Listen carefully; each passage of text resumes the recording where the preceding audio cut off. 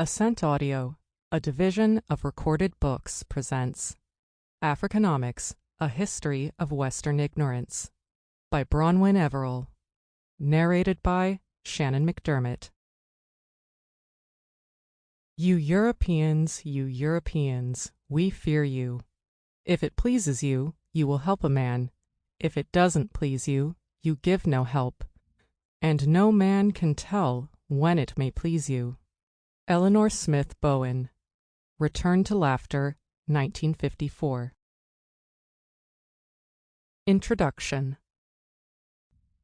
On September 15, 2008, Lehman Brothers collapsed.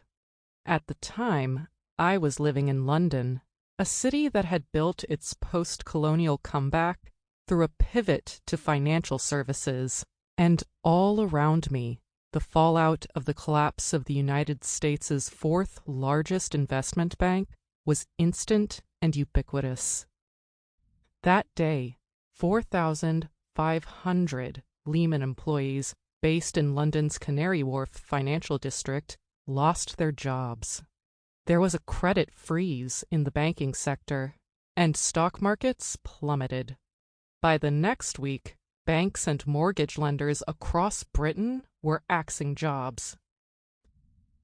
By October, the UK's unemployment rate neared a 17-year high. Despite the shock of Lehman's collapse, reported in the British papers as Meltdown Monday, the financial crisis in the United Kingdom wasn't without warning.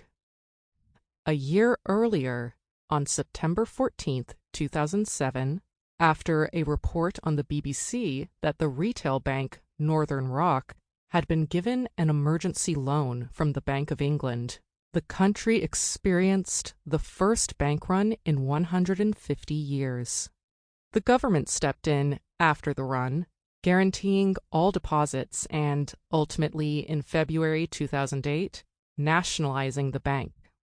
Perhaps the government and the Bank of England thought that nationalization would be sufficient to correct the economy and get the banking sector back on track.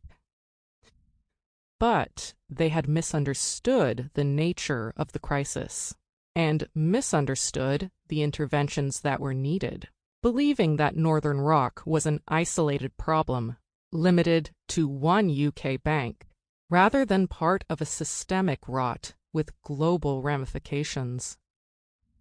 When Lehman collapsed, the impact was indeed global. Worldwide, consumer spending dropped off. Sample complete. Ready to continue?